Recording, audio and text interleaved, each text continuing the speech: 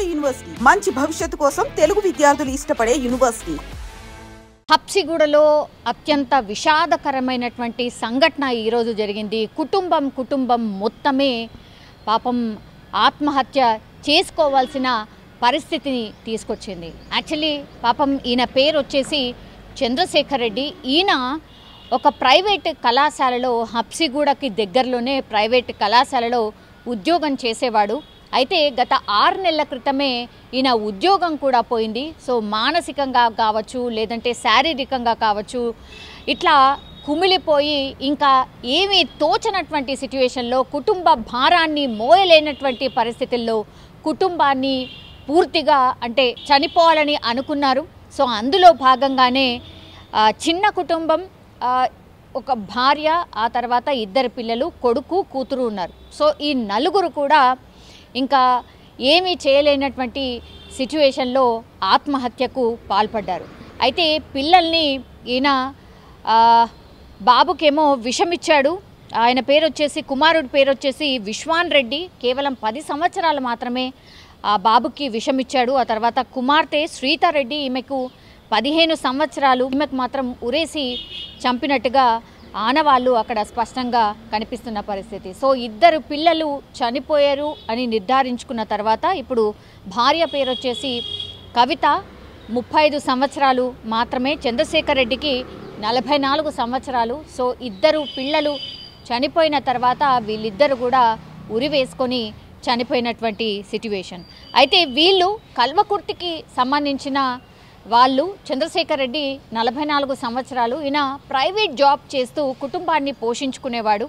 ఇప్పుడు 2 పిల్లలు కాబట్టి వాళ్ళిద్దరు కూడా స్కూల్కి వెళ్ళేటటువంటి పిల్లలే. ఒకళ్ళు 15 సంవత్సరాలు, ఇంకొక బాబుకి 10 సంవత్సరాలు. సో ఫీజుల భారం ఎలా ఉందో తెలుసు.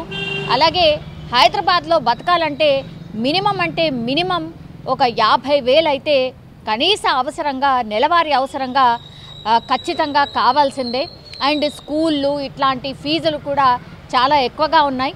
అండ్ ఈయన చేసేటటువంటి జాబ్కి అండ్ ఈ పిల్లలు చదివిపీయడం కావచ్చు, మిగతా అవసరాల కోసం కూడా ఆయన ఇవన్నీ అప్పుల భారం పెరిగిపోయిన పరిస్థితి. ఇంకా నెట్టుకు రావడం కష్టమైపోయింది అని ఈ నలుగురు కుటుంబ సభ్యులు కూడా చనిపోవాలని అనుకున్నారు. పిల్లలకైతే ఆ విషయం డెఫినెట్లీ తెలిసి ఉండదు. కానీ పాప 15 సంవత్సరాలు ఉంది కాబట్టి ఈ పాపను కూడా, అంటే 15 సంవత్సరాలు ఉన్నటువంటి ఈ పాపకు కూడా ఉరేసి చంపాడు కాబట్టి డెఫినెట్లీ ఆ పాపకు కూడా సిచ్యువేషన్ తెలిసి ఉంటుందేమో అని అనుకోవచ్చు. సో అక్కడ ఉన్నటువంటి ఆనవాళ్ళు చూసుకున్న తర్వాత మాత్రం పోలీసులు వీళ్ళందరిది కూడా అనుమానాస్పద మృతిగా అయితే నమోదు చేయడం జరిగింది. కానీ అక్కడ వాళ్ళు చనిపోయినటువంటి ఆ ఇంట్లో, హబ్సిగూడ వాళ్ళు ఉంటున్నటువంటి ఇంట్లో మాత్రం ఒక సూసైడ్ నోట్ కూడా దొరికింది. అందులో కంప్లీట్లీ ఆయన ఏం రాశాడు అంటే, నా చావుకి ఎవరూ కారణం కాదు, వేరే మార్గం లేక ఆత్మహత్య చేసుకుంటున్నందుకు క్షమించండి. నా కెరీర్లో కావచ్చు, శారీరకంగా కావచ్చు, మానసికంగా కావచ్చు, నేను చాలా సమస్యలు ఎదుర్కొంటున్నాను. వాటిని తట్టుకోలేకనే ఇట్లా నేను చనిపోతున్నాను అనేది పూర్తిగా ఆ సూసైడ్ లెటర్లో రాసిన తర్వాతనే కుటుంబం మొత్తం కూడా చనిపోయినట్టుగా ఇప్పుడు ఈ నోట్ ద్వారా అర్థమవుతోంది. పోలీసులు ఆ నోట్ని కూడా స్వాధీనం చేసుకున్నారు. అట్లాగే చుట్టుపక్కల ఉన్నటువంటి వాళ్ళు దగ్గర నుంచి కూడా పూర్తి ఇన్ఫర్మేషన్ కూడా తీసుకున్నారు. అట్లాగే వీళ్ళుంటున్నటువంటి ఇంట్లో, ఆత్మహత్యకు పాల్పడినటువంటి ప్రాంతంలో పూర్తిగా క్లూస్ టీమ్ ద్వారా ఇంకా మిగతా ఆధారాలు కూడా సేకరిస్తున్నారు. అట్లాగే వీళ్ళు యూస్ చేస్తున్నటువంటి ఫోన్లు కావచ్చు, వాటిని కూడా స్వాధీనం చేసుకొని ఇంకేమైనా సమస్యలు ఉన్నాయా అనే దాని కోణంలో కూడా పోలీసులు పూర్తిగా దర్యాప్తు చేస్తున్న పరిస్థితి కనిపిస్తోంది. అయితే వీళ్ళకి హెల్త్ ఇష్యూస్ కూడా ఉన్నట్టుగా ఆ సూసైడ్ నోట్లలో రాయడం జరిగింది.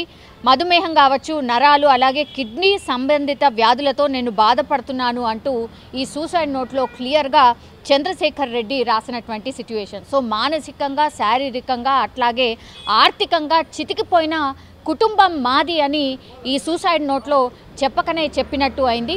సో కంప్లీట్లీ ఇది అంటే ఇప్పుడు పిల్లలకైతే విషం ఇచ్చాడు, ఆ తర్వాత ఆ అమ్మాయి కూడా ఉరేసినటువంటి సిచ్యువేషన్. ఒకవేళ భార్యాభర్తలలో ఎవరు ఒక్కోళ్ళు బతుకున్నా కూడా అసలు ఏం జరిగింది ఏంటి అనేది తెలిసేది. కానీ ఈ కుటుంబం మొత్తం కూడా చనిపోయింది కాబట్టి పోలీసులు ఈ సూసైడ్ నోట్ ఆధారంగానే ఇప్పుడు దర్యాప్తు చేస్తున్న పరిస్థితి అయితే కనిపిస్తోంది. కానీ ఒకే కుటుంబం, అది కల్వకుర్తికి సంబంధించిన చంద్రశేఖర్ రెడ్డి కుటుంబం పూర్తిగా అంటే ఎటూ పాలుపోక ఇంకేమీ చేయలేక నిస్సహాయ స్థితిలో ఈ ఆత్మహత్య చేసుకున్నట్టుగా ఈ ఇన్సిడెంట్ చూస్తే మనకైతే అర్థమవుతోంది.